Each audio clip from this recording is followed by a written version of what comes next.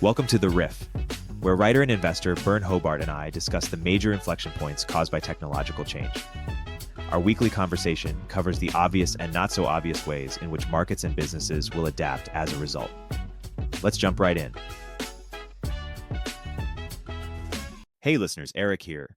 Today, instead of my usual conversation with Byrne, we're releasing a conversation Byrne recently had at a live event in Austin with Interintellect, which you can learn more about in the description. Byrne talks about his book, economic cycles, financial markets, and more. Please enjoy the conversation. So everybody, thank you for coming. Thank you for in the space. And today we're here to talk about, your name is Byrne, right? That's right. Byrne Hobart's new book, so Bubbles and the End of Stagnation, boom. Yes. So this is a book that sort of, I was just saying to Gina, it's sort of on techno-theology, as I like to think of it, which is sort of a really interesting topic. The way this is going to work, I think, is that I prepared some questions, and then we can sort of open it up into a little more of a discussion, like it was sort of planned. So the book is like really great. It's divided into, it's like extensively researched, extensively referenced. There's a ton of books that I've heard people mention before that I didn't know how they sort of fit in for people that I now know how they fit in for people.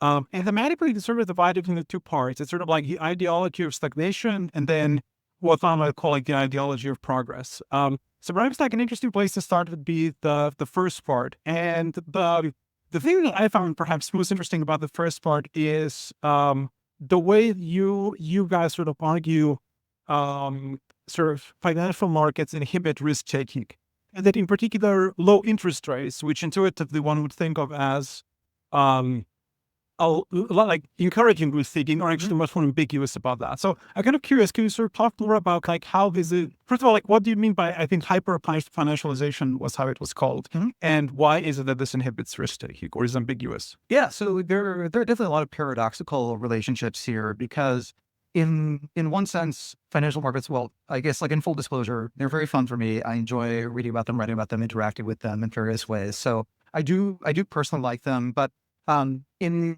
one sense, they are just a really elegant mechanism for directing capital towards potentially high return activities. But they can also end up with feedback loops that are fairly toxic feedback loops where they don't interact with the real world except in a more pathological way, and they can kind of detach themselves from reality. And there's a paradox there, which I think the best way to resolve that is to talk about a different section of the book where we taxonomize bubbles and talk about extrapolation bubbles and mean reversion bubbles, and we use a bunch of different terms to describe this. But basically, you can think of one set of bubbles as predicting this total rupture with the past, that things will never be the same, and travel will be faster, or energy will be cheaper, or transportation will be more abundant, easily accessible, or computation will be cheaper, etc. Like all of these, they imagine a radically different world where you can just do things that were not doable before. And then there's a different set of bubbles where what they imagine is that the future is a lot like the past, except that there is more of it, and it occurs within a narrower range of possibilities.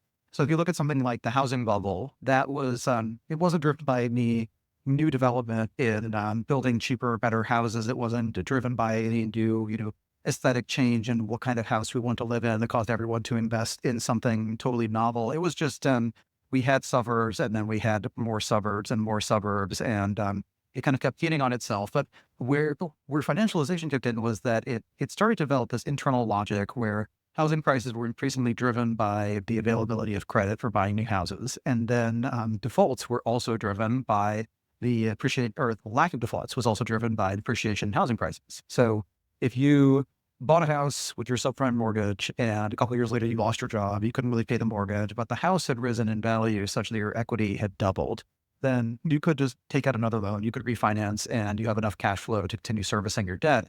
And when people looked at the aggregate performance of subprime mortgages, what they found is that defaults were actually much lower than expected, which they read as the American consumer, or the American home buyer is more creditworthy than we give them credit for, and we should make more loans to them. But part of what was going on was that the American home buyer was flush because their house had gone up in price, and over time, just a growing share of economic growth came from things that were adjacent to housing. It was, financial sector was doing extremely well and construction was booming.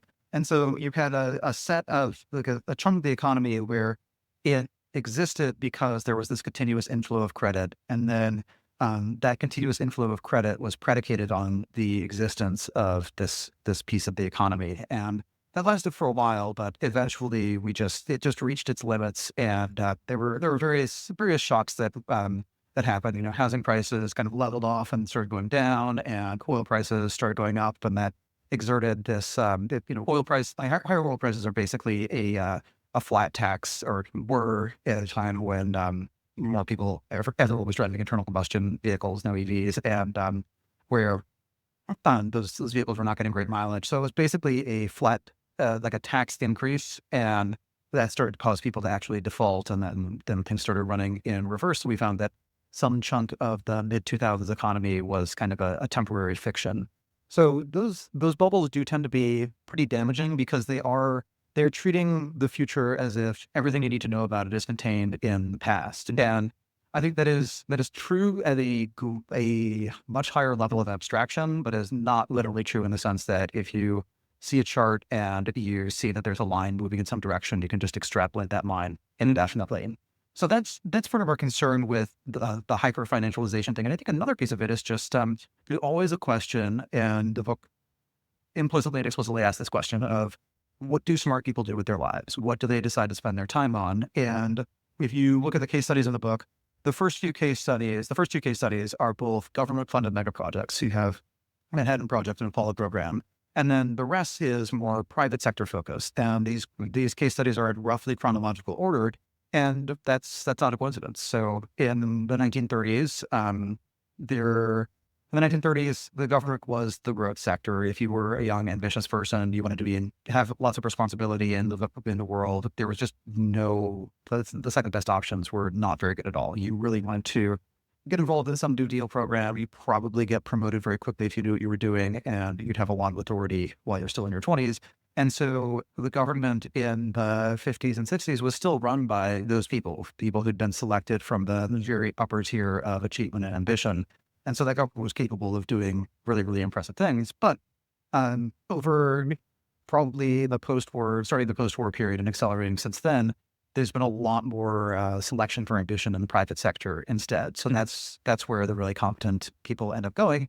And after finance got more fun and exciting and deregulated, a lot of them went into investment banking, hedge funds, private equity, capital, et cetera. And these are all fun, interesting professions, and in fact, dabbled in more than one of them. So I like them, but it is probably the case that there are people who could have developed things that impact the non-abstract world, and instead are applying their talents to currency or options or something. Okay, so yeah, this version has so many of the things. So I'll skip the stagnation questions and then go to them. So perhaps one interesting thing to kind of go off the last thing you said is, so I think this book is very strongly influenced by certain ideas that are associated with Peter Thiel, basically. Yes. And George Soros also makes an appearance in the book. And I always thought that these were two similar characters. They're both sort of wealthy. They both have this deep devotion to a particular philosopher, which will be René Girard in one case and Karl Popper in the other. And they also have like some kind of relationship to these bubbles, but it does appear to be somewhat different. So I don't know, how do you see these two characters, and do you feel like they captured this distinction between these kinds of bubbles you were imagining or not? So that is an interesting question, because Soros has written really interesting things on bubbles as sort of a practitioner in them. And he has these quotes like, when I see a bubble, I want to jump in with both feet, or invest first, investigate later, etc. So he's very much a fan of looking at some change and inferring that there's something important going on, and he should chase it and then figure out what the nature of that change is.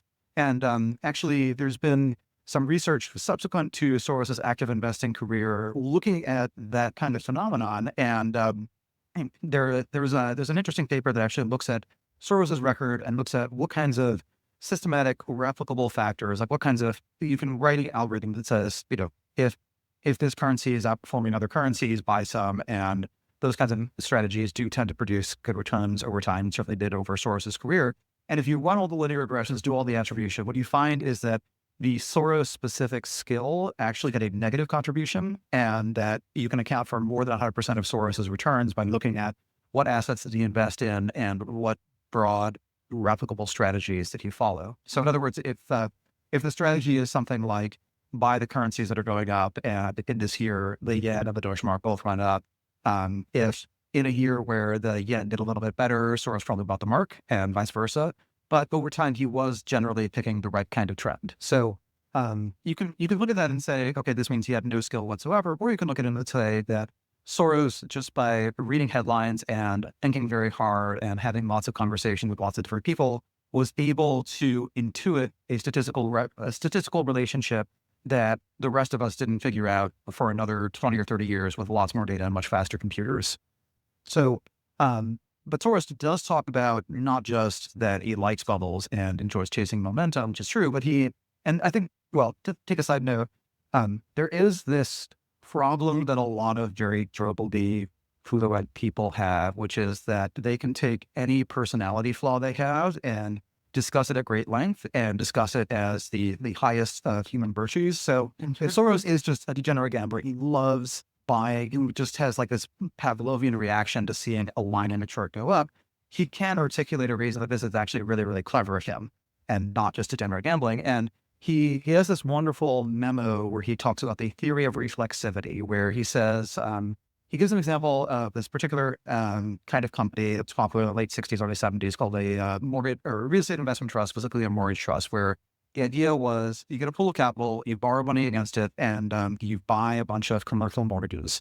And then you basically collect the spread between what those mortgages earn and what you pay to borrow against a diversified portfolio of them. And what he pointed out was as the value of those trusts, as their stock prices went up, they were able to borrow more cheaply because lenders would see that clearly investors think this company's going to make a lot of money and therefore it's probably fairly safe.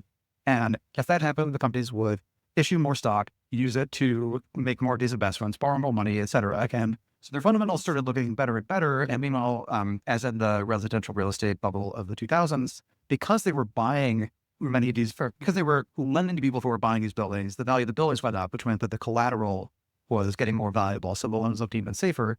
And so he said, this is totally unsustainable. Like it is entirely an artifact of financial markets over extrapolating from the past. But two, those stocks are going to go up. So I'm going to buy them. And then I'm going to own them until I decide that sentiment has changed, and probably sentiment will change before their earnings deteriorate. But once sentiment changes, once they are no longer getting all of these inflows, suddenly building prices aren't going up that much. And the last building that someone buys in the cycle, they probably borrowed too much, and the building's rents are probably not that great. It's just not a great investment. And so, and of course, if this sector is growing and the bubble is growing, a lot more of the assets are going to be bought at the very end rather than at the very beginning. So it's going to be net destructive of capital, but for a while, things will be really good. And so Soros' theft is basically you buy them when the stock is going up and you expect earnings to go up. And then you sell them when the stock is going down and you expect earnings to actually go down.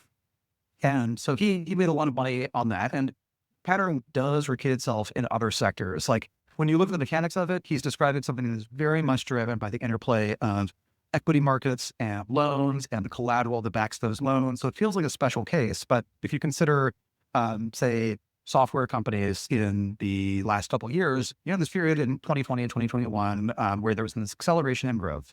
And again, looking at the mechanics of it, if there's a company that has a lot of salespeople and they suddenly hire a bunch more salespeople, now they have added a bunch of seats to their DocuSign subscription. They've added a bunch of Zoom accounts. They've added Slack, et cetera. So now DocuSign, Zoom, and Slack are all growing faster.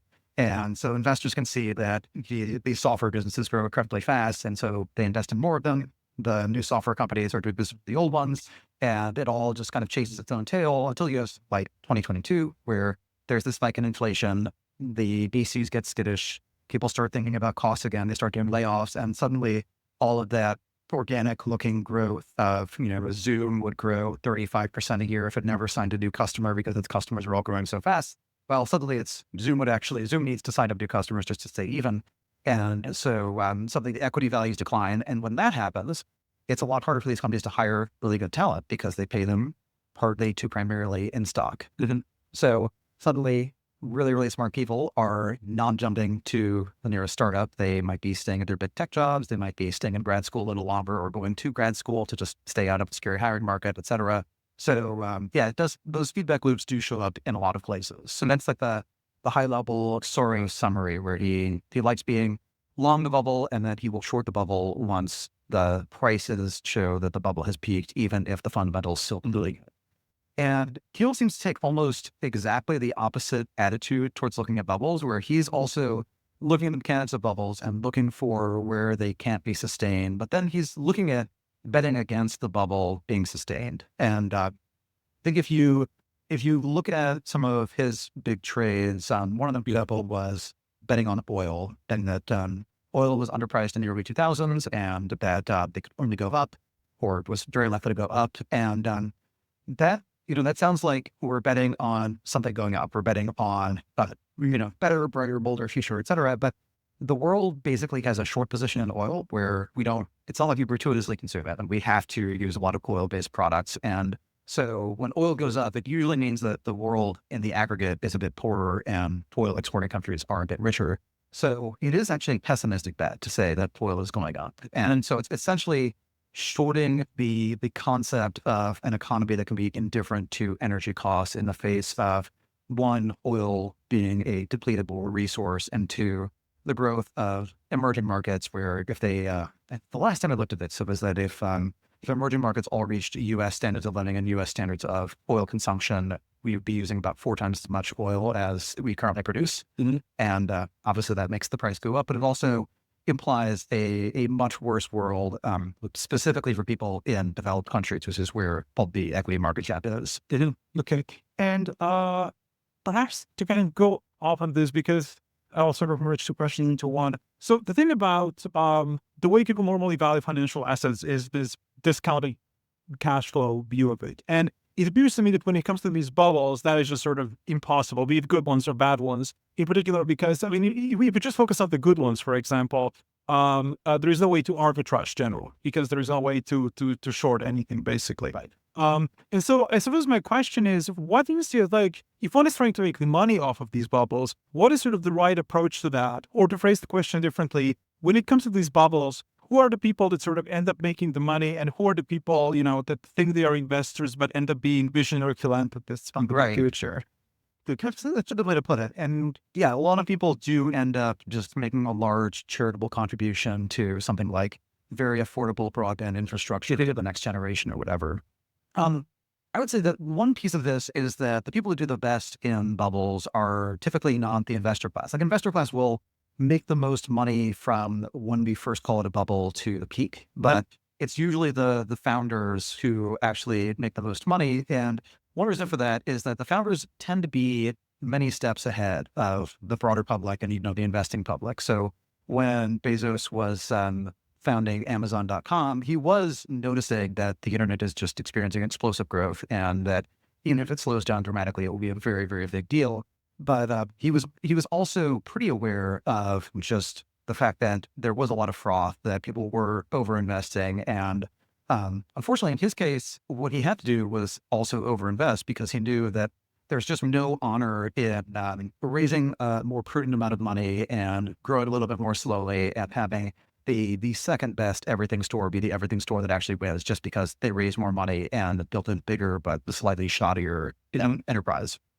And so let's see. So those founders, they do tend to kind of know a little bit more about where the market is going, but they also kind of recognize when there's this divergence between what the narrative about the bubble is and what the underlying facts on the ground are. And so Amazon, they were basically growing as quickly as they could in the 90s, in the late 90s. And then in the early 2000s, when they recognized that capital was not going to be as abundant, they cut costs very, very aggressively. Their growth slowed at one point to almost zero, and they were still losing money. So at that point, it kind of looked like every dot-com skeptic had been vindicated, because the dot-com bull case was, yes, they're losing money, but they're growing insanely fast. And when they reach scale, they will be very profitable.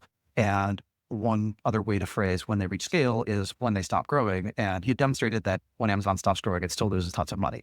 But, and this actually gets back to your discounted cash flow question. So it was very hard in the 90s to put a discounted cash flow valuation on Amazon, because you were just making up numbers. But internally, Amazon was paying very close attention to their cohort metrics. So if you signed up for Amazon at the beginning of 1998, how did your spending trend in 1999 and 2000 and so on? And what they generally found was that, yes, they were spending a lot of money to acquire these customers, but these customers were sticking around and spending more and more money over time.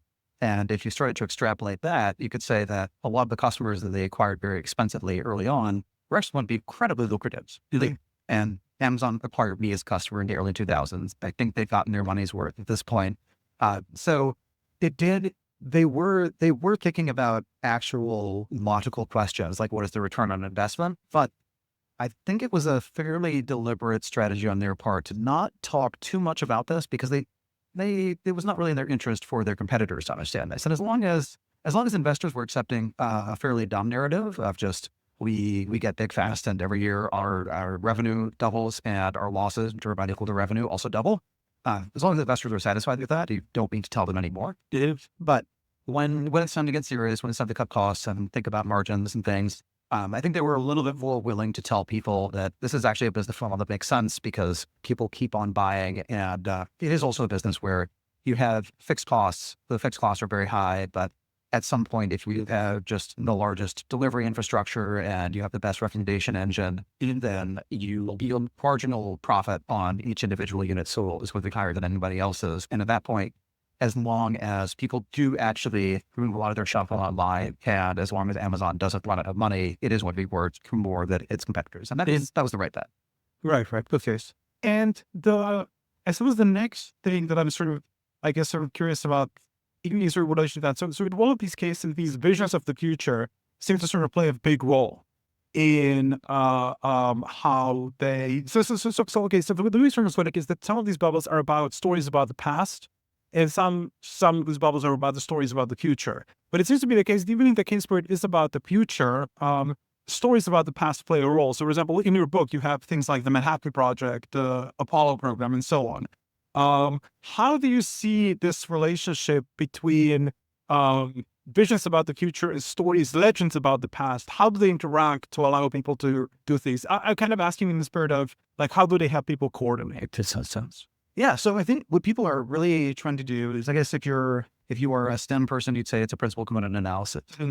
If you're more of a liberal arts person, you might say that they're looking at like the Platonic essence of these different bubbles. They are looking at what are these deep commonalities that are expressed in very different ways because they're always expressed circumstantially, but they do actually exist. And that's a lot of what we tried to get at in the book, is that there are commonalities that occur across time, across different circumstances. Like one is that people build a bunch of different things in parallel that just don't make sense to build on their own. And the very first case study, talking about the Manhattan Project. So to build a nuclear weapon in the early 1940s, you need to do at least two things. One of which is design a nuclear bomb that actually explodes. And the other is get enough fissile material that you can actually build a bomb that explodes. And these are two separate tasks. You could imagine sequencing them and saying, we're not sure if we could actually design a viable bomb. Let's design one, and then we'll find some uranium or plutonium and build it. But if you did that, your bomb doesn't get done until 1950. And at some point, Congress cuts your funding, and we read books about the Manhattan Boondoggle instead of the Manhattan Project. And it's just kind of one of the ways that the U.S. wasted money in wartime. So, but if you build it in parallel, you're building things knowing that it is possible that it's certainly going to waste some of your money. And if it's possibly to waste all of it, but you also, that's the only shot you have at actually building this thing. So we spun up multiple ways to get fissile materials. Some of them worked well, some of them did not, but enough of them worked that we had enough for two different bomb designs. Meanwhile, we did pursue multiple bomb designs. We got at least two that actually worked, and we were able to test one and then deploy two in wartime. So that just would not have happened had we tried to slow walk it, had we tried to do one piece at a time. We would have either maybe done part of one piece and then given up, or not actually done any of it. And this shows up in the private sector bubbles. Like the dot-com bubble is a really good example, where you had the simultaneous build out of infrastructure to get people online, and of content that is purely online, and of efforts to take content that's offline and bring it online. And if you think of Amazon from the perspective of what is the easiest kind of content to bring online, one way to the book business is that it's just, it's the business where shopping is as close as it can be to just querying a database. You're selecting books where author name equals X and ordering by publication date, or you're selecting books where genre equals Y and ordering by total sales over the last month. So, one of those is an author page and one of those is a bestseller list in a particular category. And that doesn't really make sense if you're selling fruit or something. Like there's not really a bestseller list telling you that bananas are really, really big this month. And it's not really how people shop, but they absolutely do pay attention to bestsellers, and they do shop by author and genre and topic and publication date and things like that. So you have a product that, as it existed, it was just already built as you basically already had the database schema defined, and then all you had to do was put an HTML front end on it and find a way to accept people's money and ship them the product they ordered. So books had a lot of advantages in that respect, and that meant that if you were going to sell pretty much anything online, something like books was a really good place to start. Also, they tend to be in pretty consistent sizes. It's just very easy to put something like this in the mail and send it anywhere. So and that's where Amazon started, and then they moved into electronics. I think they moved into CDs and electronics at around the same time, and CDs also have a lot of those categories where you can search by genre, you can search by artist, you can search by timeliness and by popularity. And then electronics, it was a little bit messier, both in terms of you have a lot more dimensions to care about, and there's just a lot more specifications, and a lot of people don't really shop by specification, or they shop by particular things and are indifferent to other things. But once you have the infrastructure that can ship books, it's a smaller lift to add one more product category than it would be to start with something that was a little more heterogeneous and a lot harder to think about what the shop process was. Okay. And so perhaps to go a little bit off on that. So we've talked about the investor part, but I feel like for a lot of people that work on building these technologies, what kind of drives them is that, at least emotionally, what they want to get out of it is that they're sort of, they kind of want to be a part of one of these legends that people have sort of seen in the past.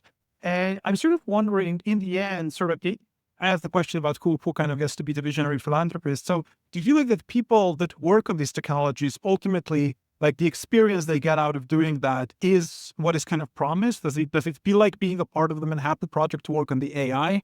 Or is it ultimately more like a story that gets people on board, but ultimately leads to disappointment? I mean, when I talk to them right now, it does. They definitely like to give that vibe. I don't know how true it is, but it seems directionally true that they're working on something that they can honestly view as the most important thing that anyone could be working on right now. And I think one piece of it is they want to be on the team that does really cool things, and they want to have those memories. But another really important piece is, if they think it's possible to get built, and that now is the time when you can get this confluence of funding and of talent and public approval in order to actually be able to build it, there's also a question of what version gets built. And I think this actually motivates a lot of people in the recognition that it will probably exist. Or like, one possibility is it only exists if I work on it. Another possibility is it will definitely come into existence, and the only version I can tolerate interacting with is the version that I myself would build. So it is a question of like militant taste in just what these products look like and how they function and how they're used. And a lot of the really successful tech companies that are very product oriented, that's part of what they're doing. Is they, someone who looks at MySpace in 2004 just wants to vomit and says, like, this is hideous. Everything is flashing, and I open something and I open 3 tabs, and now I have 3 different pop songs playing, and I hate it all. Burn it down. They want to build something clean, minimalist. And they also look at this wasteland of, there's a page for someone's chihuahua. There are 50 pages for every celebrity. There are pages for concepts and things. And they say, no, we linked together computers in order to link together people. We didn't link together computers in order to have everyone interact with basically a cartoon or a mascot or something. So instead of letting anyone be anything online, the mandate was you can be online, you can interact with other people, but only as yourself. Mm-hmm. And this actually turns out to free ride on a lot of social norms, because on MySpace, if you have an account under somebody else's name or under a fake name or something, you don't really suffer any real world consequences if you're obnoxious. And that means the average level of obnoxiousness is pretty high. But if you're on a real name social network and your real world reputation is going to be partly affected by what you do online, then you do hold yourself to a different standard. Not that people on Facebook always hold themselves to really high standards, but I think it's much better than it could be. Well, another thing, this was sort of at the beginning of the book, is so one difference that I see between people that are, say, in the kind of business or entrepreneurial world versus the science world is that feel like in the entrepreneurial world, people are very, very keen to paint these like big, kind of dramatic versions of the future. We're all going to live forever. There's going to be a base of the moon, and we're going to build a network state. People in sort of science type things are very reluctant to put visions like that. And what they sort of want instead is the thing that was kind of mentioned sort of towards the beginning, which is just this like curiosity driven research where people want to, well, this is something interesting there. We want to go off, explore it, but there is like no real vision. I feel like these two things often get lumped into sort of the same thing, but they are sort of quite distinct. So when you look at this sort of approach that the scientists often want, they just sound much less charismatic. Do you feel like these are two different approaches and you can get different things out of them? Or do you think that the science people should basically get into the sci-fi vision business? What I think is that part of the magic of bubbles is that they do bring together people with different motivations. And if you look at the Manhattan Project, you have people who were genuinely curious about the science. You have people who did actually have a utopian vision, and they felt like unlocking the secrets of the atom means unlocking infinite energy, and that's what we need to achieve the world we want to live in. And then you have people who really want to win a war, either against the Nazis or against the overall Axis. And then towards the end, people start to realize that the war against the Axis is pretty much won, but the war against the Soviets is just getting started. And so, we still want to build this to make sure we intimidate Stalin, even if we don't actually need it to win against Japan.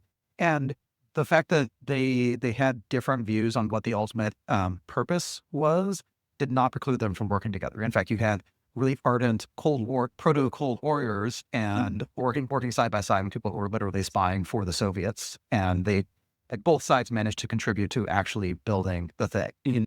Hey everybody, Eric here with a word from our sponsors. What does the future hold for business? Ask 9 experts and you'll get 10 answers. It's a bull market. It's a bear market. Rates will rise or fall. Can someone invent a crystal ball? Until then, over 41,000 businesses have future-proofed their business with NetSuite by Oracle, the #1 cloud ERP, bringing accounting, financial management, inventory, HR into one fluid platform. With one unified business management suite, there's one source of truth, giving you the visibility and control you need to make quick decisions. With real-time insights and forecasting, you're peering into the future with actionable data. When you're closing the books in days and not weeks, you're spending less time looking backwards and more time on what's next. If I had needed this product, it's what I'd use. Whether your company is earning millions or even hundreds of millions, NetSuite helps you respond to immediate challenges and seize your biggest opportunities.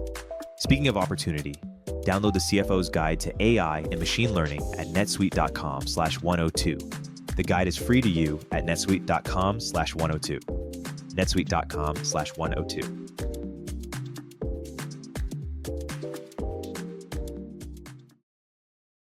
So, and I also think when you consider a lot of the figures who lead some of these more bubbly organizations, they do actually tend to synthesize that curiosity and ambition. So they want to understand the world and they want to tinker, and they like messing around with interesting new technologies just for their own sake. And then once they find something that's genuinely novel, they want it to be in as many hands as possible. Right. Bill Gates, for example, he was just relentlessly curious about computers. It's weird. Gates and Arnold Schwarzenegger are two people where their biographies both include late night bike rides home as kids in school from the thing that would make them famous. Schwarzenegger has this story about how the first time he went to the gym, he rode his bike several miles there, and then he did too many squats and he had to walk back at night. And Gates would also sneak out of home at night because there was a shared computer and there was cheap computer time or free computer time at night, and he could go to their office and play around with the computer as long as he told them about all the bugs that he found. So you have people who just, they're really curious about some narrow aspect of the human experience. But then once that curiosity has led them to build something new, it almost seems like there's this moral obligation once you've made something new to get it into as many hands as possible. That's part of the purpose of it, is to affect people's lives. And so I think there is just a synthesis between those two attitudes at the very top of achievement in managing and thriving in bubbles. Okay. And maybe just like one final question before opening it up. So at the beginning of the book, what sort of mentioned is that a part of the reason for the stagnation might be that we are so good at giving people kind of these virtual experiences that satisfy either kind of more base needs or even like sort of, more like sort of transcendent needs, spiritual needs. And that people are kind of able to satisfy that virtually rather than sort of seeking it through pursuing things in the real world. Ultimately, if you had to explain why people should prefer the real over the virtual, what would you say? I don't think that that's really amenable to persuasion. I think that people who are satisfied with the virtual are just, they're perfectly satisfied with it. And I don't think I could tell someone anything they wouldn't already know about the difference between, winning in a simulation and actually winning something real. I think the best you could do is a bit of light shaming and just kind of have this sense that people pursue glory in virtual environments because they know that they wouldn't achieve it in the real world. But I think a lot of people would also kind of quietly admit that to themselves. And so maybe it's more depressing than inspiring to say it. But I also, I can't judge that much. Like I enjoy map steering games plenty. And I do suspect they do some good for the world. Like there's someone out there who would be conquering the real world, and instead they're conquering a virtual world. So then, yeah, it's really good that we have those. So it's a nice outlet. But yeah, I think I guess it just comes down to a philosophical question about whether you prioritize your experience of reality or reality, and I don't think you could persuade someone in either direction. If someone actually believes that the real is what matters and that the suffering they feel in order to achieve glory or success or whatever is worth it, you can't really persuade them that they'd have more fun smoking weed and watching Netflix. Right. And vice versa. But people do burn out of real world achievement, sometimes temporarily, sometimes permanently. And they also burn out of the ritual. And I think the real world is just a bit more gratifying, a bit more engaging, and it tends to bring you back in a way that the virtual doesn't. There are just not that many people who stopped playing video games 20 years ago because they realized it was a waste of time, who just have this aching curiosity about what the games are like today. Whereas there are people who they worked really hard at their startup failed, they were really depressed for a while, they did their ayahuasca retreat, it didn't fix anything. Right. And then, 6 months later, they're using some app and they're like, this is just unbelievably dog shit. And, everyone involved in this should be humiliated. I'm going to start a company specifically to punish them. And then they're back in the game. Right. Okay. Well, so with that, there's a lot of stuff we have about come on, but yeah, it's so fair enough. We can't go to the social laboratory and learn about the reason by variety. That's how people know you're working at that place. I'm sure you have the data on how many of yours like paying subscribers. They come to give that piece. So you create that network that most people will be online. Yes. And you alive. And why? Because okay. Okay. So it is unfortunately for a work of artistic criticism, it is just a data-driven approach, which is that there like a lot, I don't know what the number is, but a lot of US market cap, public and private, is tech companies that were founded in the last 15 or so years. And the inputs into that, the limiting factors include things like how many people choose to major in computer science versus other STEM fields or versus liberal arts fields, and how many people, once they have that major, choose to start a company rather than do something else like work at a big company. And, there are plenty of interesting, gratifying jobs that you have. If you're really good at programming, you can get a job at John Deere and analyze lots of data from tractors and figure out how to make them slightly more efficient. You are actually feeding people. Like on the margin, there are people who would start who do not start because these software engineers do what they do. So that is really valuable, but it is valuable as a way to optimize an existing process, not to build something completely new. And in the social network, so the data-driven pieces are things like the number of people at the Ivy League who majored in computer science went up dramatically after that movie came out. The number of applications to Y Combinator, Sam Altman posted a graph of this years ago. There's this step function increase. And when he tweeted the graph, he said, can anyone guess what happened then? And yes, the answer was the social network came out.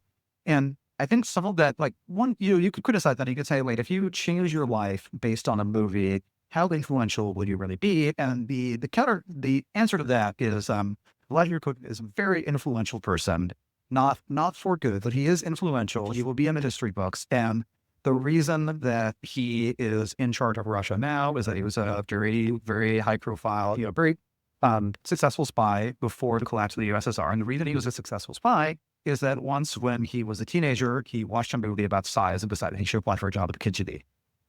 So that happened. Top Gun, the original one, did lead to an increase in number of people who applied to in the Air Force. So you do have cases where real world changes are downstream from these social changes. And I think one of the mechanisms of that is that people see them on the train and they say, I want to be like that. But another mechanism is it makes the choice more legible. It's not that they have permission from themselves to do this. It's that they have permission from their parents or their in-laws or other people in their lives where they, like if the year before the social network, someone told their parents, I am dropping out of school in order to start a company. Mom and dad associate that at test.com and Dr. Coop. They do not associate that with Google necessarily, because Google is just less salient. It's kind of a utility. Everyone has it. Everyone uses it. No one really has to think about it. And yes, it's valuable, but it's not as valuable as the whole .com sector was the peak in 1999. That is no longer the case, but it was the case at circa 2010. And your friends also either think that's a weird, nerdy hobby or just don't care that much. But once the movie glamorizes that, it's this is a choice. It's a choice people make. There are moments of high drama. There are highs and lows. And in the end, if you do it right, you make a ton of money. They, like Hollywood, and anyone who watched the movie and then looked into it realizes Hollywood actually had to add the part where Mark Zuckerberg is not happy. Like he's married to his girlfriend, who was his girlfriend during all of the events of the film. So the entire emotional drama that is not business related is fake. The business related emotional drama is, quasi true, based on a true story. So yeah, that's the social network hypothesis, is that it made the choice legible. It made it make sense to more people and caused a lot of people to found these companies. And these companies do just have a very enlarged impact on how to live day to day. And then the jokes came out to the same year or the year before the World Rise of the Wrong, right? Yeah, but it was. I guess you could see like the film actually last on taking it off my sticky rice, and it certainly made him more well known. I think Elon tries very hard to make Elon and get everyone else tries to. Like those could have had an advantage. I do feel like movies have a different kind of cultural footprint because people, if you try to relate to someone who read that book when the book came out, try to relate to them about a particular chapter. Like, hey, do you remember that chapter where they hired the guy from J.C. Penney to read it on the Apple Store? Or they hired the future J.C. Penney guy to read it on the Apple Store? Like, yeah, maybe a handful of people who read the book remember that. But that is, the reason I bring that one up is that it is the only chapter of the book where I specifically remember what that chapter was about. Whereas a lot of scenes in movies are just much more unema business. Like they all remember that. They all remember Drop the. They all remember the Victoria's Secret suicide thing. I did not. A lot of people do. I do.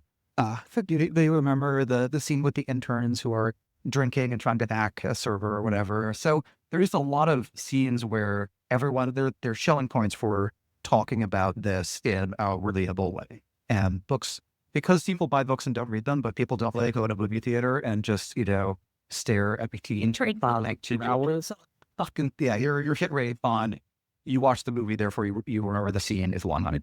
Out of real worlds, never seen that I have lived on similarity. That was something being like the rock patch, right? That imagery is coming out, and we had David's about, that level of that they had made powerful is more AC, because it's pretty touch free. And we're now getting into a more hard fact and the mighty word, like, you have to watch the, the kind of technologies that you can see it's the narrative of our plan. But, you think about it, in my head, it's a kind of narrative slide now because I can want the clip to say, wait, I did the clip and see that the probability the versus top of the cheat short output, right? Mm-hmm. Yeah. The Soviet Union was really bad at a lot of things, but they were really good at capturing that technological sublime. They really like having posters with gears and really muscular men snapping hammers near the gears and things like that. And so I think they did just put across that vibe that progress is this tangible thing. It is being built before your eye, and it's that that your life is just unimaginably great compared to what your parents or grandparents would have even realistically expected. And that it is the result of human effort and human decisions. So yeah, if I were a propagandist or US, I would probably want to reveal a lot of posters of things like that and a lot of video of things like that everywhere, unavoidable. But to kind of inject the question there, because it does sound to me like Aaron Sorkin is basically the unsung hero of Silicon Valley in this way, right? And yet he's not an ally of that world, as I understand. In the same way that Lee Harvey Oswald is the unsung hero of the landing. But then, Unpopular, but then it Yeah. got really unpopular to question things that JFK wanted after he was dead. And so, yeah, you often have that dynamic where it's the energy of interacting with critics. In fact, going slightly earlier in the space race, there was this moment where the U.S. had, the Russians had launched Sputnik and Sputnik 2, and the U.S. was doing test launches, and one of them blew up on the launch pad, and the Russians got up in front of the UN and said that Russia has a program to provide engineering assistance to underdeveloped nations, and they would be happy to send some of their engineers to America to help them build a rocket that can actually get off the ground. And I feel like this really is one of the reasons that people have walked on the, not Soviets, Americans have walked on the moon, is just, it was such an insulting thing to say. And there is no comeback you can't have a comeback like we have, really, really big Cadillacs and you don't, or we have TVs and you don't. No, the actual comeback is we have walked on the moon. Our flag is up there. You can look up and see it, and back on Earth where you are stuck. interesting. And so I think that is basically the reason why I guess the Silicon Valley world isn't able to get like a similar kind of a cultural product to social networks, say, from its more like allied voices. Yeah, I think that the criticisms, so the criticisms of a lot of these products that are more purely digital, where they provide a layer that you interact with the real world, true. It's just less of a tangible thing to criticize, but you can criticize their social effects. And a lot of tech critics, and even people who are broadly supportive of technological progress, but just concerned about the specific areas where there's more progress, like really addictive video apps or whatever, they do have to point to the social effects, because there's not really a glamorous visual of the downsides when you you can show a picture of someone alone in a dark room just staring at their phone, but you don't really know if they're watching TikTok or reading War and Peace. So you actually you need some kind of external cue to even know if this is supposed to be depressing or if this is like a really inspiring picture of someone who is just so thirsty for knowledge, then they can't stop reading the great works of the canon. Well, curious too, man, with social network, the very roles of field or problem stations for like having a like flagship movie or just something to increase the sheet of field would be especially helpful. I think it would be nice for there to be a movie about and circulate a link just your list. but I think a movie about Operation Warp Speed and about the entire lead up to it would be really, really interesting. Like that, the lead up to it, it feels like you could have a very nice one season Netflix drama that ends the day that that COVID is sequenced. And so you have all of the ups and downs of someone working relentlessly on an approach that many of their peers think is not a great approach. And I've always felt like you can sort of read between the lines where if someone is working in a field for a really long time and everyone else is just irrationally conflict prone with respect to them, it is entirely possible that this person is actually really hard to get along with. But also, like, most of the great achievers in history are really hard to get along with, because a really easy way to get along with people is to tamp down your ambition and tell them, no, you don't actually have to do that, or no, you don't have to give me permission to do that. So I think a certain amount of disagreeability is really helpful, but it also would make it a more complex and interesting story. And then, yeah, going from we've sequenced this and it takes 2 days to go from there's a sequence to we have a prospective vaccine, and then from that to there are shots going into people's arms is less than a year, is just one of the great achievements of humanity. But it's also, you're basically telling two different stories, where one of those stories is this sort of dystopian organizational story, and a story about maybe it is a story about a sort of lone genius artist who's constantly true to their work and their mission despite all of these social obstacles. And then it transitions to a story about mass production and cold chains, and how do you get the vaccine from point A to point B, and also how do you get the vaccine from, we have a little message that tells your body to build a bunch of spike proteins that you can, so that they terrify your immune system and teach you to build antibodies. But there's like getting that actually into someone's body in a way that it survives and also deploys, and it's not just, you have a little bit of mRNA and then you excrete it after a while. Like, that is also very complicated, challenging. I'm sure would produce some amazing visuals. So I think that would be good. I think SpaceX, it's part of the problem with doing a dramatization of SpaceX is that they do plenty of that themselves. So if you want to watch a really, really cool video that tells the story of SpaceX, just go to YouTube and look up SpaceX and you'll find them. So that one, yeah, less so. And then AI, I think we're just too much in the middle of the story to tell the story just yet. Casablanca. So I get touched it all, but how would you generalize the characteristics that make for a successful narrative and inspiring movie versus the ones that don't? Because there are a lot of biographical features that don't have the same number. I don't know. I feel that this is a question for the artist. That because I haven't made anything that is remotely like a social network, and it does seem to be a talent that Sorkin has. There was that wonderful article about Obama staffers who all watched The West Wing, and I think they had misconceptions about how the U.S. government works, specifically because they were talking to the West Wing. Apparently, there's this site. There's this Like ISIS was strong. yeah, or like there's an NPR thing a while ago about wiretapping New York mobsters and how when mob movies came out, they would all start talking like the movie mobsters. And they have far the idioms. It was really funny to me. I loved it. This also happens with things like people at boiler room brokerages watching the movie Boiler Room because the speeches are just top notch. So you do have that weird feedback loop where there's a real world phenomenon. Someone just crystallizes it perfectly in a movie, and that movie defines the phenomenon and defines how people. I think the first time the offices started storing alcohol, like we work as here on time because of men. And it was completely out of fashion in most industries. And they were like, oh, we can have draft Italian, that's great.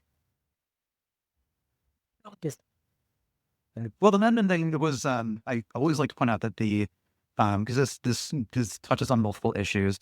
One of the reasons that people drank so much at work in the 1950s is that marginal tax rates were very high, but the IRS was really, really bad at determining what was a work and non-work expense. So if your marginal tax rate is 92%, then work drinks are a 92% off happy hour. So of course, all your drinking should be in professional context. Everything you do should be in fresh, as much as possible. There's a great study that came out recently that is like looking at a bunch of different company registration data and tax and spending data in Portugal that found that people shift when they start companies, they shift a lot of their personal expenses to companies. Like companies' dining and hotel budgets tend to rise 10% in the month of the founder's birthday and 7% in the month of the founder's wife's birthday.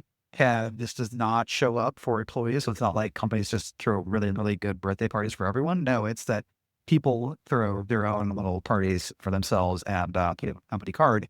And this study calculated that at least in Portugal, taxation revenue worth roughly 1% of GDP is avoided through this thing. So the amendment was an artifact of 1950s and 1960s tax policy. Was not entirely a cultural thing, but yeah, it is true that there's that kind of feedback. But I actually worked at a digital marketing company when Mad Men came out, and it definitely affected how I and everyone else talked. It was that's just you kind of like to expect cigarettes on the company. yeah, yeah. So yeah, can you give like on the West Wing? There's this wonderful episode where it's the new presidential term, and the chief of staff tells everyone they've done a great job last term. Here's how much employment went up. Here's how much we've done for this and that and that. And then he says, "All right, I'll need your resignation letters on my desk by 7:00." And the characters explain that this is just a ritual that when there's a new presidential term, everyone resigns, and then the president gets to choose who to keep, so that it's not like the president doesn't have to hire everybody. But this actually turns out to be something that Aaron Sorkin just thought would be a really cool scene. And so the Obama staffers were just trying to figure out, okay, how do we do this? Like we could do this anywhere. And it just turned out to be cake. So but it is actually a good idea. Like Sorkin, credit to Sorkin, that is how you should do it. It's when there's a new presidential term, everyone resigns. And here's the regular question, but really the violent video. But you talked about global conquest, so then that progress, the phrase, and has now come the how the market not. So there's like a couple of trade of usually worse. But when I think about in my head, Right. it's say folks or like a thing ever there. Whereas one reason, what is the definition of bubble that applies to essentially voters? So the burst of a bubble when it's one of the government mega projects is a little bit less visible, but we certainly dialed down spending on nuclear weapons and nuclear research after the Manhattan Project concluded. And I think the stat, this is I think from Making the Atomic Bomb, is that by the end of World War II, there was actually more fixed capital invested in producing nuclear weapons in the U.S. than there was in producing cars. So the massive, massive investment, and it's just not the case today that we have more capital devoted to building nukes than building cars. So there was like a gradual bursting of the bubble, but since there weren't stock prices that would have been getting to market, and there was also just a lot of post-war kind of economic uncertainty and chaos and demobilization and changes in government spending, et cetera, such that it was kind of lost in the noise. And then the Apollo program, there was a sort of bursting of the bubble where we went to the moon and then we went back a couple times and then we kind of got tired of it and stopped using NASA's budget and have declined for a while. And then NASA's output for dollar budget seems to have also declined pretty steadily since then. So that, again, like there's not an asset where you could say, this is the day when everyone realizes that nobody else believes in SA and suddenly the line of the chart goes straight down.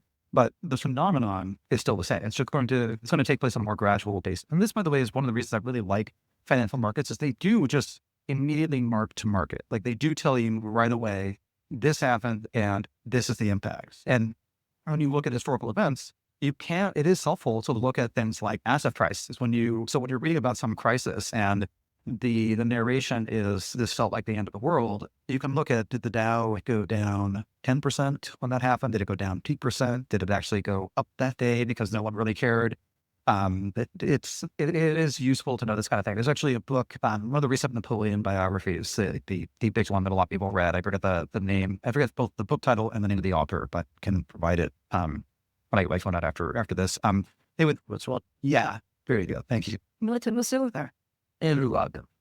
So the Andrew Roberts Napoleon biography will periodically quote the price of French bonds as evidence for whether or not Napoleon was successful. And it's really good evidence because French investors were very much asking themselves, will I get my money back or not? And the bonds were basically percentage odds that Napoleon pulls it off. So they were like manifold markets for the 17th or early 19th century. And and because financial transactions are bilateral, there's a buyer and there's a seller, and because there's money involved, and because there's sometimes litigation involved, the records are kept very, very well compared to other kinds of activity. Like if you are a bank, you really don't want to shred all of your records on who owes you money. So you tend to keep them around for a very long time. So financial data sets are also just much richer than other data sets. They go back a lot further, and also we can track a lot of things where we can't really look at survey data on how much people thought Napoleon, like how likely people thought it was that Napoleon would win in his Russia campaign at the peak of the campaign, but we can look at bond prices and see that. And then for the U.S. Civil War, you look at the ratio of gold to the greenback. Greenback was basically a bet that the Union will win and they will make good on their gold-backed but non-gold redeemable obligations. And gold prices fluctuated after every battle. They fluctuate based on rumors of battles. And so you will sometimes get these external indicators of what's going on in the broader world. And in fact, there was a boom in electronic stocks in the early 60s, and there was a good period for some of them in the late 60s. And the 70s were just not a great time to be invested in the electronics industry. Literally, there's a wonderful book, The Money Game, by Tony used the pseudonym Adam Smith, which is this portrait of the late 1960s financial markets and the characters in those markets. And it is just taken as a given in that book that if you invested in IBM and Xerox and Polaroid, you were making a lot of money. And that if you invested in some random company that was headquartered in California and its name ended in Onyx, you made even more money, but you also potentially lost your shirt. So you do see maybe some proxy for the bubble bursting in measurable data, but it happens on a different time scale when it's government spending versus private sector spending that's funded by capital markets. What's the role of Black Mirror? What's the role of Black Mirror? I don't know. I never got into Black Mirror. Like I sort of heard the concept of here's what a Black Mirror episode is like. And then every time I would hear about a specific episode, I'd be like, yeah, that sounds like a typical Black Mirror episode. So I think I have not watched it, but I think I get the idea. Got it. So yeah, I guess maybe the positive view is, okay, Black Mirror does tell us that we can go way too far with a lot of this stuff and that it takes us to pretty dark places. But I also feel like maybe Black Mirror tells people who are not participating in this that it's okay that they are worth a whole lot less than their friends and can't go on the same fancy vacations and things, that at least they're not doing something evil. But also, for a lot of technology, the more general purpose of technology is, the more it can be used for evil. And so you should expect that you'll have better, more cutting criticism of something, the more important and transformative it is. And so it's kind of just the null hypothesis that there could have been a Black Mirror of 19th century railroad development. There could have been like a Black Mirror of electrification. I guess Charlie Chaplin did that sort of. So like that always exists, and it is a useful corrective, especially because if you're in the industry, you do tend to focus on the upsides, and you will almost treat the negative externalities as just that's a fact of life. But the profits that I get, those are very much like something I deserve. That's not a fact of life at all. So it is useful to have that kind of corrective, but I think it's also just really easy from outside of a field to look at it and say, this has to be totally broken and has to have negative consequences, because it just sucks for me that these people are doing a lot of good for the world and also doing very well for themselves, and I'm not doing it in as much as they're.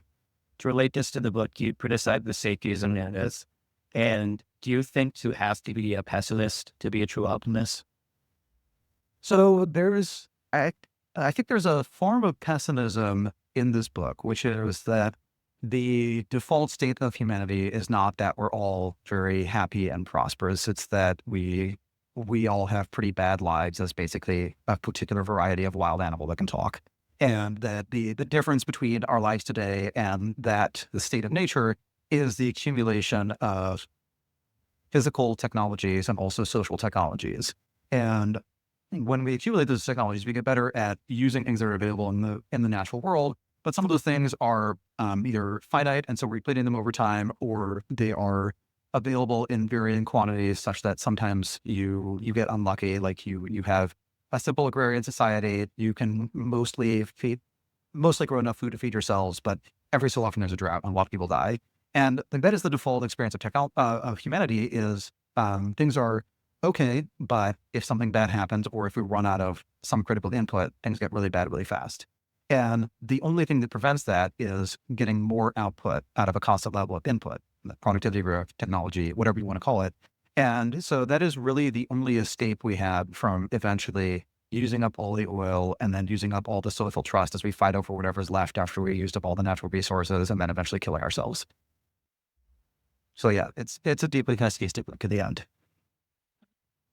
Interesting, like the juxtaposition of TOS rows and there's like the way we started about these different, but the aware and mercy is for like drawing and mimetics and like reflexivity overlap and various to see those at what the same thing or like different ones about the same thing or actually like a very small amount of. That's an interesting question, because I think at one level you could say that Thiel and Soros are completely opposed, in that Soros is looking at what popular perception is and extrapolating from there. And to the extent that Thiel is looking at popular perception is to ask, what is everybody but me getting wrong? And if your starting assumption is prices are moving up and therefore someone must know something I don't know, so I'm going to buy, versus your starting assumption is prices are moving up or prices have not collapsed, somebody's missing something important, I'm going to sell, you end up with a very different attitude, very different approach, and actually just a very different cadence of return. This is like the classic pessimist cadence is you're losing a little bit of money most of the time, and then occasionally you're really, really right. And then the classic optimist thing is you're generally right and you feel smarter and smarter, and then suddenly things reverse. And if you're Soros, you just instantly change your mind because your whole view is predicated on prices going up. And if they're no longer going up, then you just sell and maybe you go short. So they do have very, very different approaches, but I would say they're almost taking the same first principles question of how do we operate under uncertainty and how do we operate in conditions where we're not sure who knows what, or we're not sure who knows how much, and they just take those in different directions. Oh, and I meant to finish a tangent on Soros a while ago, so thank you for reminding me. So when we look at, so momentum shows up in a lot of different asset classes, and it's just the observation that things that have gone up tend to keep going up, and things that have gone down tend to keep going down. And one of the questions to ask about that is, why could that possibly be true? And I was listening to a really interesting interview with a pseudonymous quant on Twitter who was giving a podcast interview, and macrocephalopod, great follow. And he said that momentum is the missing factor. You can run a lot of regressions and say, this company has X sensitivity to interest rates and Y sensitivity to consumer spending and Z sensitivity to how well its industry is doing, et cetera. And then you run that analysis, and then some little residual falls out. It's just, what is the company's idiosyncratic performance? And if you run that analysis and then add in momentum, what you are implicitly doing is say, what are the factors I didn't think of that other people are trading on?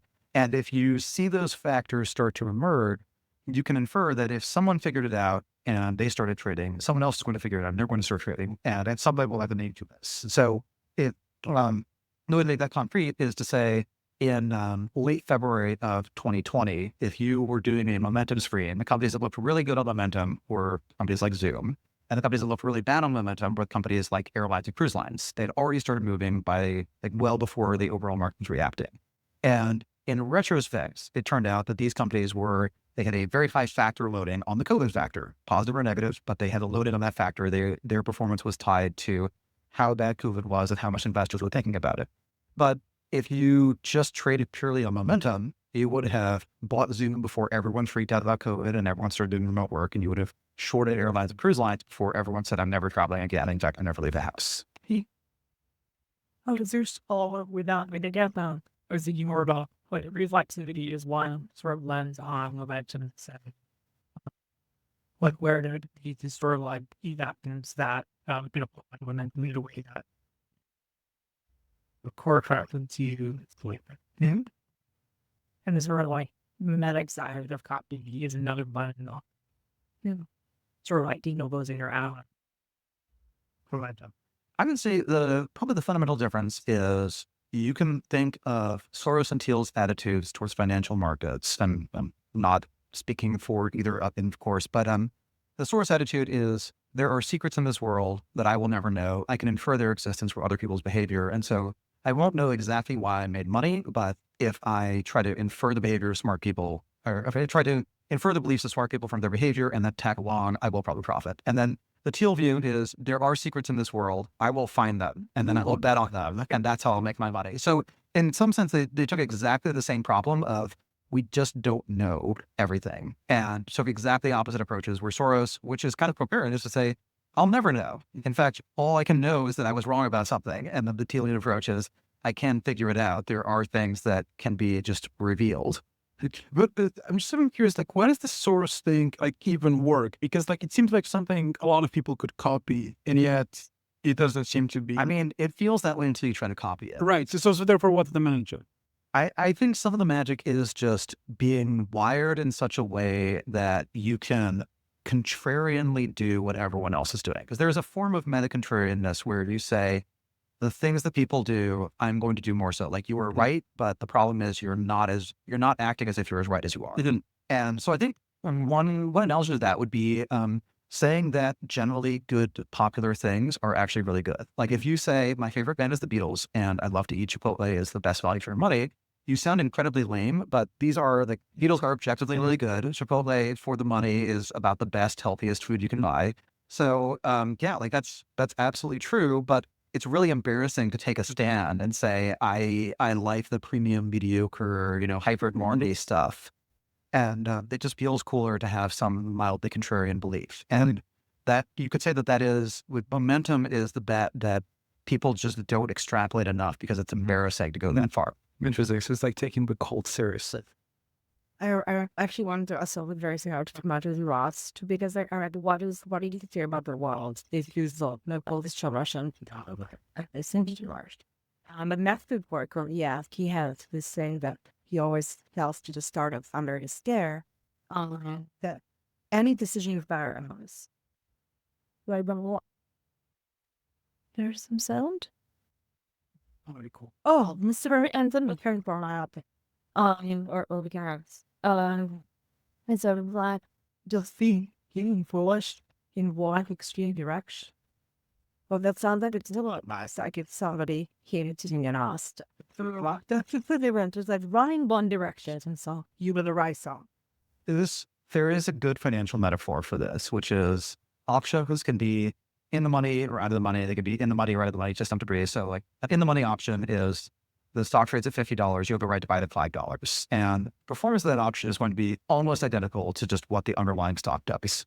If the option is out of the money, like it's at 50, you have the right to buy it in the next 6 months for 100, then one, it's not very sensitive to the day-to-day changes in the stock price, because going from 50 to 51 or 50 to 49 does not materially change the odds of going to 100. But if it gets bumped, that volatility implies that we have more uncertainty about the future, and so it can actually hit 100. And so you can have cases, this happens with meme stocks sometimes, where the stock goes up, but extreme clip options actually appreciate as well, because as it rises, the volatility goes up so much that the odds of it crashing have actually increased, or at least the perceived odds of it crashing have actually increased. And vice versa, that if you have a stock that's at 50 and over the last 2 years, it's ranged from 40 to 60, if tomorrow it goes to 25, the probability of it hitting 100 may have actually gone up depending, because now we're in a different distribution where it just bounces around before walking point. And figuring out whether or not that's exactly true is an options math question, and I can't do it by head. Things in that direction can be true. And so think of a startup versus an established company. A startup is a very far out of the money option. The most likely outcome is it simply fails. And anything it can do to just raise the barriers to that outcome actually raises the probability that it succeeds, even if you're lowering the expected value. And meanwhile, if you think of, say, a late career executive at a very large established company, they were very much in the money. Most of the decisions they could make would be slightly damaging to the company. So their preference is to minimize volatility and to avoid anything unexpected. So I think that's what a lot of startups are doing. And then another case of this is that one of the ways that an option trade can win is if you have a series of low probability events that have to happen in sequence, like X and Y and Z all have to happen. And let's say the odds of each of those happening are 1 in 10. So the odds of all of them happening, if they're totally independent, are 1 in 1,000. But if you can increase the conditional probability of one happening once the other has happened, if you can make it a joint probability, if you can increase that correlation such that if any one of these happens, all of this happen, you've gone from 1 in 1,000 odds to 1 in 10 odds. And so the expected value has gone up by 100x, even though you still have a 1 in 10 shot of the same 1 in 10 shot of each of those things happening. And so when startups try to polarize, and when they put out really bold narratives, and when they say, this is who our customer is not, or they do some really crazy move, triple their prices or make their core products free to figure out a new way to monetize it, what they're doing is increasing the correlation between the different outcomes they care about, such that it is actually more likely that they get the very low probability end result they want, even though they might be reducing. Maybe you go from 1 in 10 odds of these different things happening, the odds are totally independent, to 1 in 20 odds, but now the odds are all the same. Now the joint probability is still 1 in 20.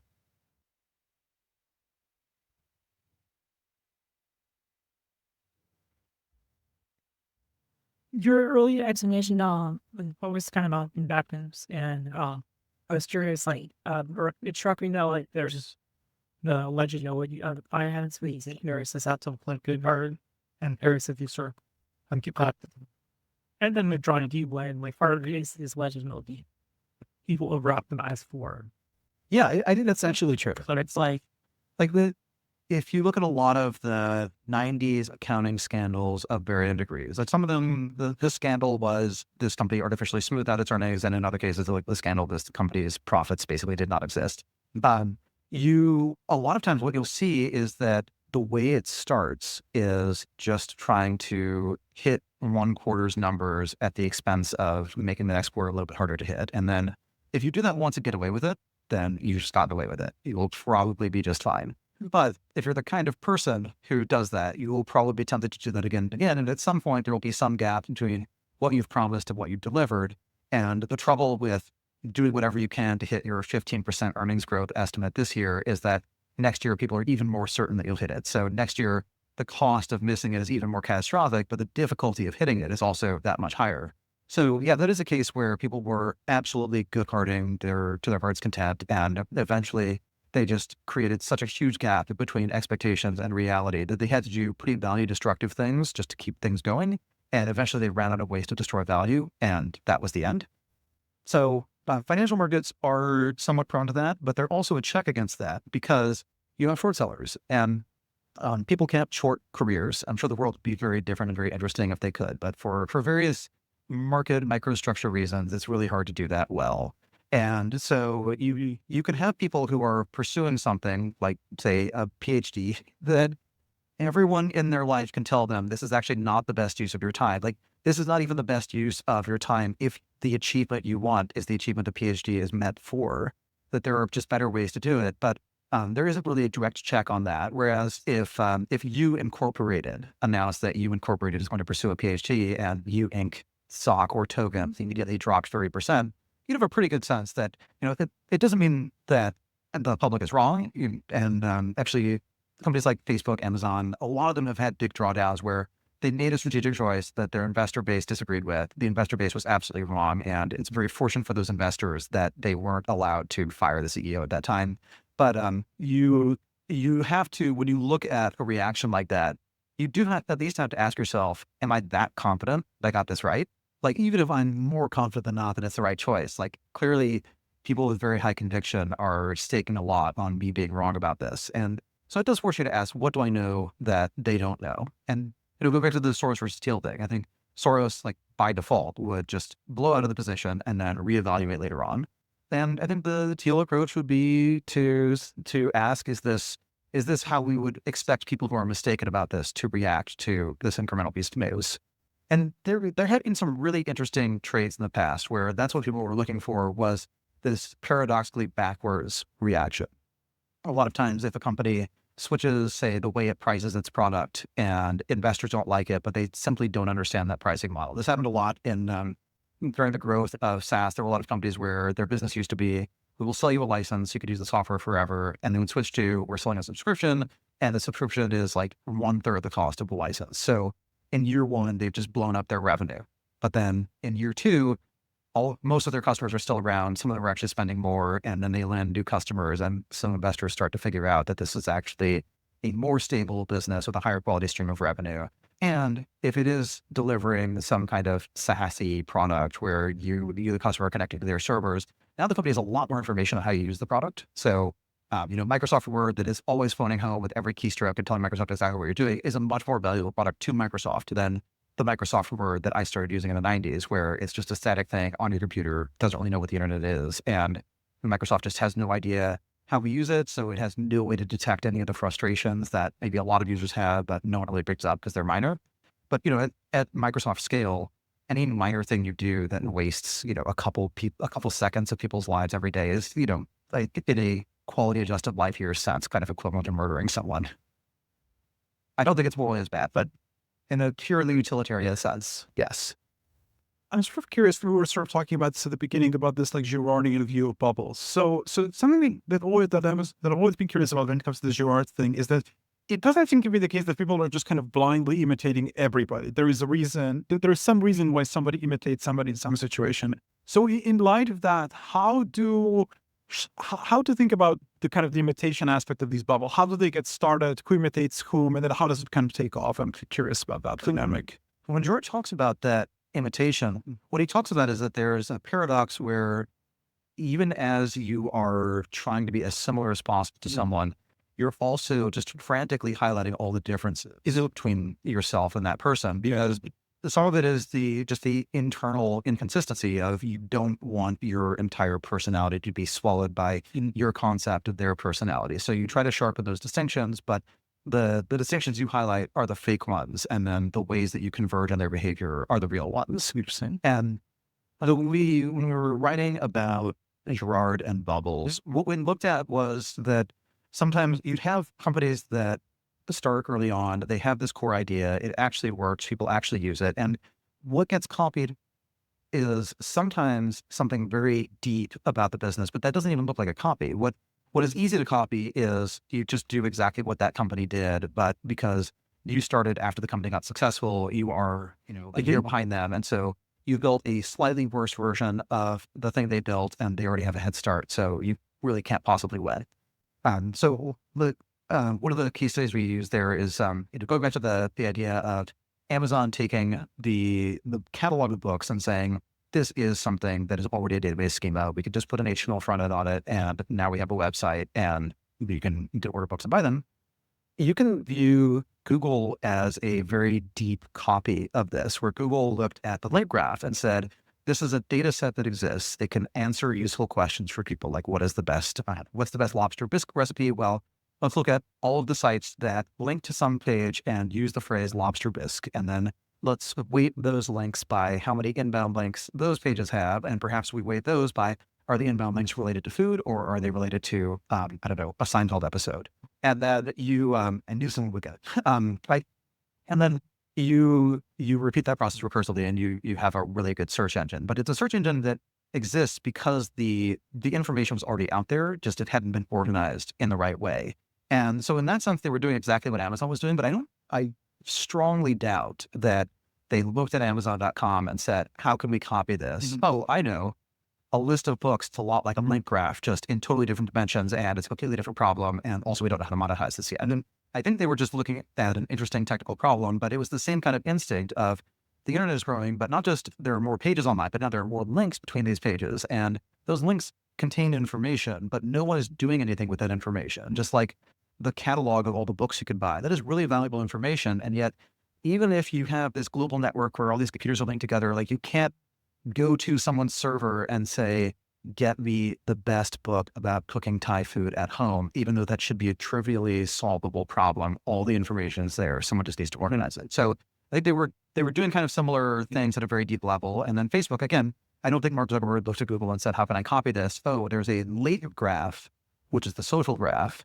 It exists, but no one has formalized it yet. But if we create the right hooks for people to sign up to our website and give them an easy way to upload photos, perhaps they will create the social graph where we can traverse it and find all these interesting relationships and eventually sell people stuff through ads.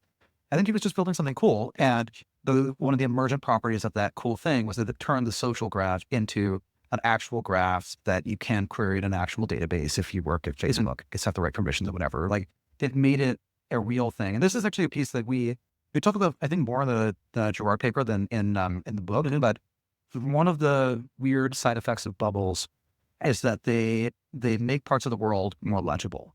And this goes really, really far back. Like, colonialism was a bubble. There was overinvestment. There were really dumb investing decisions that were made. Scotland basically invested enough of its GDP in a colony that they had no choice but to unite with England. So there was this period of irrational exuberance. South Sea bubble was also part of this. But one of the things that it got us was we had actual ways to locate positions on a map. We needed that in a way that we did not need it before, when most of the ocean-going routes were just along the shore. So you could kind of tell where you were in the world by looking left or right and then consulting a map. But if you're in the middle of the ocean, you need to do something a little bit fancier to know exactly where you are. So that creates legibility in terms of dimensions. And then the railway bubble created legibility in terms of how finely grained our understanding of time was. You need to coordinate closer to by the minute than by, rough time of day if you have a train to catch and there's another connecting train, et cetera. And so they added that. And then other bubbles, just they tend to lead to more information being stored, shared, organized, et cetera. One of my favorite examples of bubbles inducing legibility is there are these iBuyer companies like Open Door, where their business model is we use algorithms to price houses. We just buy them really fast. You have minimal paperwork and you sold your house. And they started in the markets that were the last markets of the housing bubble. And the reason for that was that all of these houses were built at roughly the same time. They were all very mass produced. You could actually look at what features different houses had and figure out what is the precise dollar value of those features.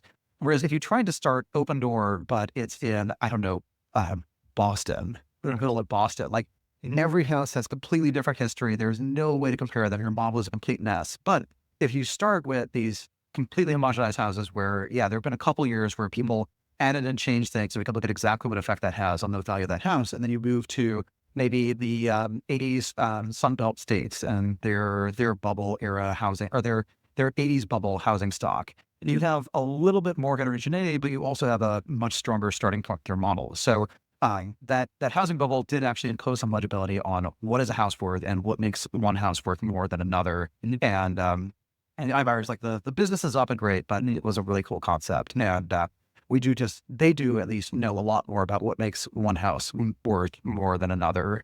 So yeah, bubbles are always just imposing more legibility on the world. They are revealing things that previously existed, but there was no way to know them or no incentive to know them. And now they're just permanently part of the human corpus. We don't think anything of the idea that you could schedule a Zoom call for 2:05 in the afternoon, whereas to someone in the 17th century, this would be like ludicrously incoherent. It'd be like scheduling a call for the millisecond of being mad if someone is, slightly late because the packet didn't get to your computer in time or something. Right.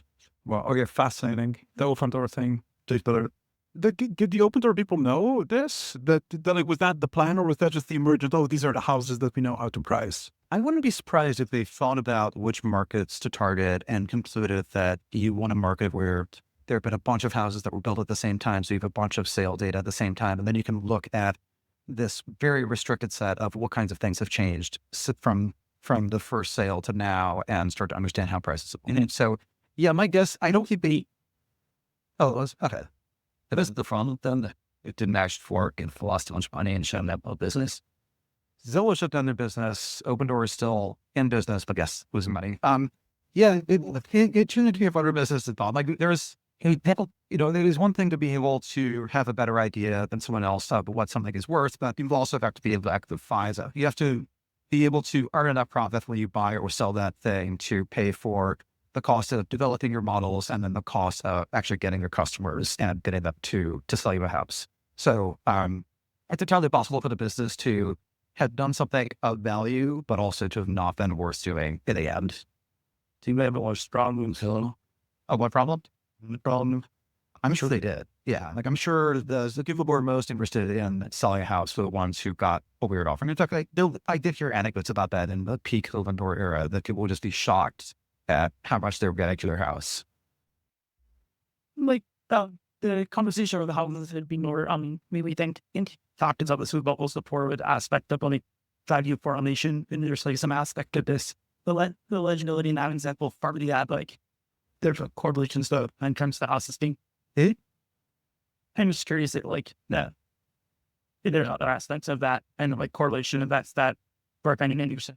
Yeah, so correlations going to one is this, anecdotal observation about asset prices, which is that when there is a financial crisis, pretty much everything drops except like gold and treasuries, and they go way up when people expected. And so you think that you have a diversified portfolio, like if it's 2007, you think you have a diversified portfolio because you own emerging market mining companies and big U.S. investment banks, and you're doing some statistical arbitrage strategy. You're also buying very safe mortgage-backed securities. And then when some asset class starts dropping enough, everything drops at exactly the same time. It turns out you had no diversification whatsoever. And if you were diversifying, and the fact that you were diversified and that you felt comfortable levering up, you're part of the problem, because the reason that those correlations go to one is that someone who lost money on one thing has to sell something else, and then someone else has to sell something else. So this actually started to happen over the summer of 2007. I've heard claims that Jeffrey Epstein actually kicked this whole thing off by redeeming his investment in a Bear Stearns fund that had a very levered portfolio of mortgage-backed securities, and just turned out not to be able to sell them for as much as thought.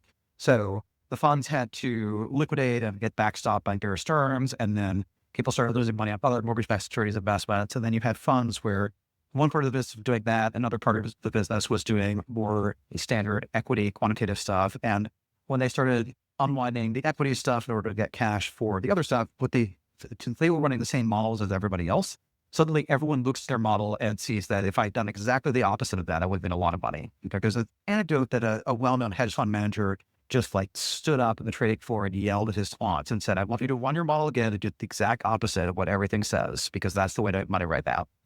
And I think you're right that if you have a bunch of really, really levered investment vehicles, then as they lose money, the only sane thing to do is reduce their exposure. But that means if you are doing a momentum trade, like you're selling everything with high momentum and buying everything with bad momentum. If you're doing a value strategy, you're selling everything that's cheap and buying everything that's low priced, et cetera.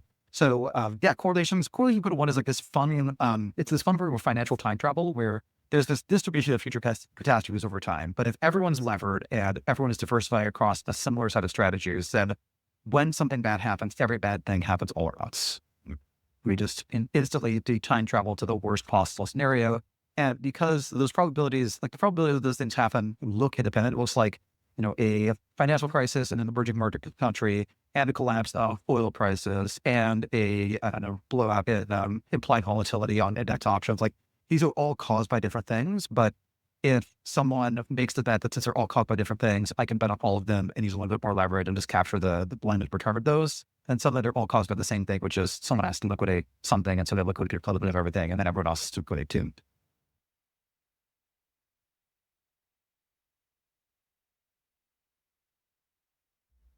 What about the crypto thing? Because there is a chapter in the book about how do you sort of see that? Because it's that very much still is in the vision stage. And whenever I look at these crypto visions, I'm never quite sure if the real vision is what's being put out there or whether there is like a different vision that, people don't really want to say out loud. How do you see that bubble? Yeah, I think in some ways, I think crypto was very, very honest at the beginning when it was people who really liked privacy, really distrusted any kind of centralized authority, and just liked applied cryptography. And so they wanted to create something that was like gold in the sense of an asset for really paranoid people who think that governments were to print information, but also that was like software in that you can cheaply transfer it to anybody and there's no marginal cost for moving it around.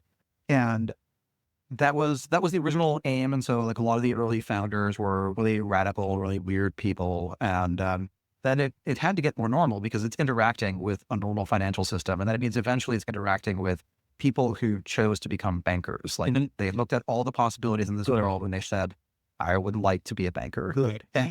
And we need those people to exist. Like it's very important for financial stability that they exist.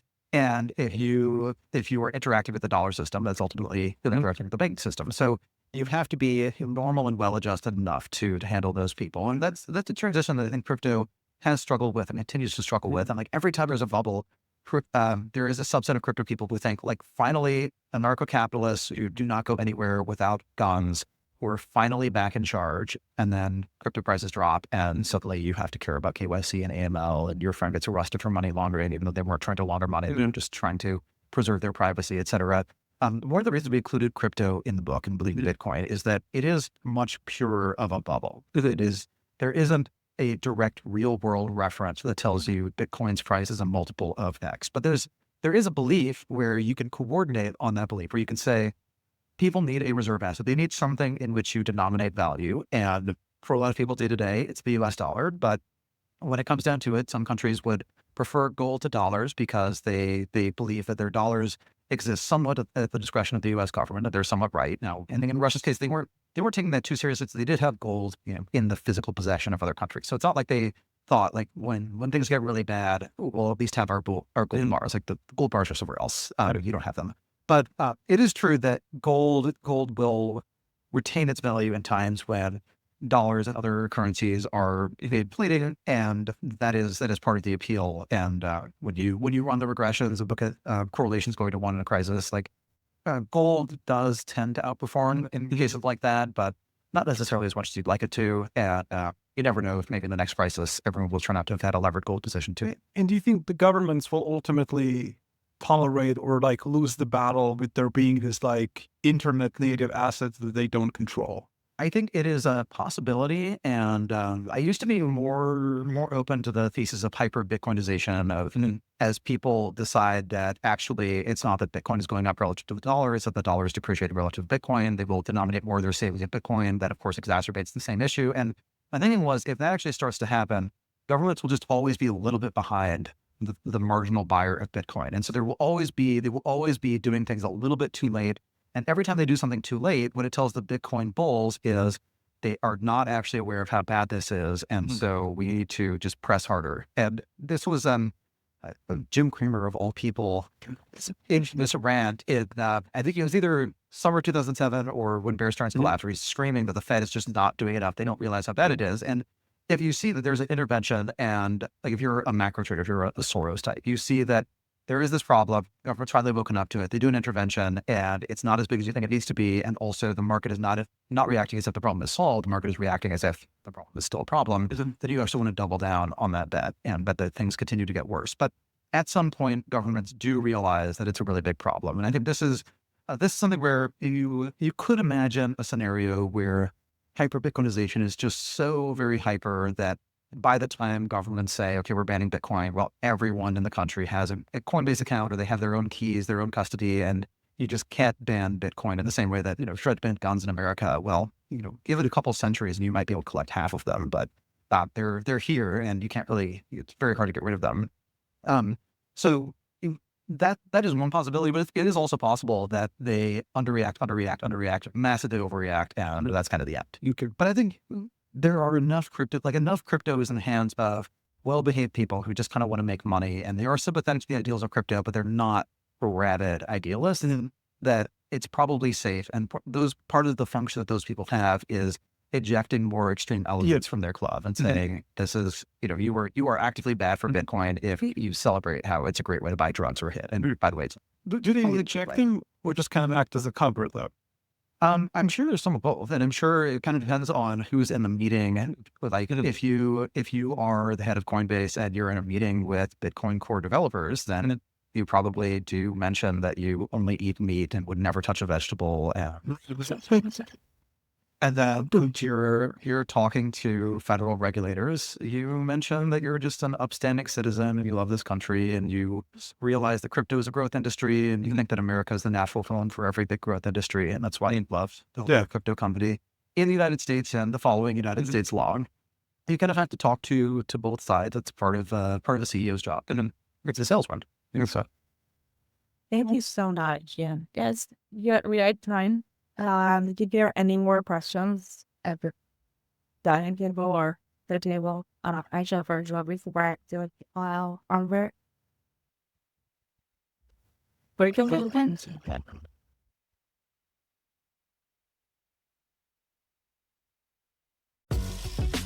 Thanks for listening to The Riff. Please go follow and subscribe, give us 5 stars, and check out Byrne's excellent newsletter, The Diff, if you haven't already.